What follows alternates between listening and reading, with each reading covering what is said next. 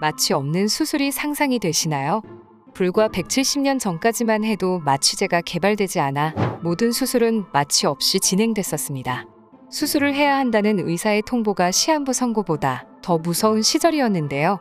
실제로 고통을 참지 못한 환자들의 비명이 밖으로 새나가는 것을 막기 위해서 19세기의 수술실은 건물의 맨 꼭대기 층에만 있었다고 합니다. 대체 마취제는 언제 어떻게 개발되었을까요? 19세기 초 마취제가 없던 시절에는 외과 수술을 응급으로 처리했습니다. 의사들은 환자들의 고통을 조금이나마 덜어주기 위해 술에 취하게 하거나 최면술을 쓰기도 하고 목을 눌러 질식시키거나 둔기로 머리를 때려 뇌진탕을 유발하는 등 어처구니 없는 방법들로 수술을 진행했습니다. 그래서 환자들은 수술을 시작하기도 전에 심장마비로 사망하거나 수술 도중 쇼크로 사망하기도 했습니다. 또한 환자들이 고통받는 시간을 줄이려면 의사들도 손이 빨라야 했습니다. 1840년대에는 영국의 로버트 리스턴이 세계에서 제일 손이 빠른 의사였는데요. 그의 수술에는 많은 구경꾼들이 몰렸고 리스턴은 항상 여러분, 시간을 재봅시다. 라는 말을 신호로 수술을 시작했다고 합니다. 환자가 아파할 겨를도 없이 번개처럼 칼을 휘두르는 그의 수술은 보는 이들의 눈이 어지러울 정도로 현란했는데요. 이렇게 분초를 다투며 서두르는 그의 수술은 어처구니 없는 결과를 가져오기도 했습니다. 어느 날 리스턴은 약 2분 30초 만에 환자의 다리를 절단했는데 수술하는 동안 환자가 움직이지 못하도록 붙들고 있는 한 명의 조수가 리스턴의 칼에 손을 베이게 됩니다.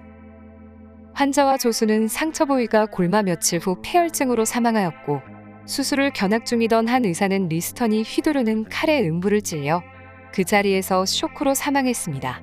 한 번의 수술로 3명이 죽은 사망률 300%의 수술이었습니다. 이와 같이 마취제가 개발되기 이전의 수술은 한마디로 공포 그 자체였죠.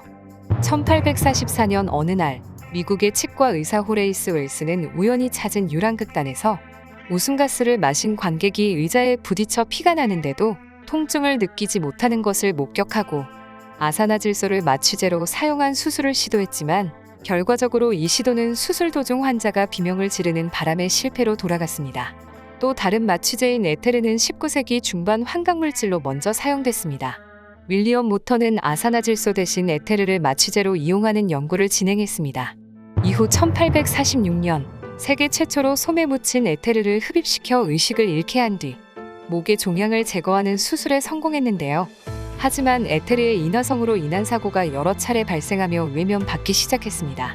1847년 영국의 산부인과 의사 제임스 심슨은 클로로포름이 무통분만에 더 효과적이라는 것을 알게 되어 당시 영국 빅토리아 여왕의 출산에도 사용했는데요. 하지만 클로로포름은 치명적인 신부정맥을 일으키는 부작용이 발견되어 완전히 퇴출당하게 됩니다.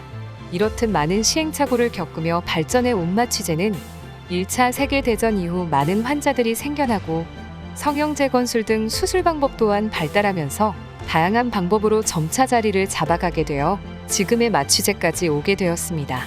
마취제는 통증의 위협으로부터 환자를 구했을 뿐 아니라 의사들이 수술 시간에 신경을 덜 써도 되도록 만들어 주었고 그로 인해 정확하고 정밀한 수술을 최고의 가치로 여기는 새로운 외과의 전통이 확립되어 근현대 의학 기술 발전의 밑거름이 되었습니다.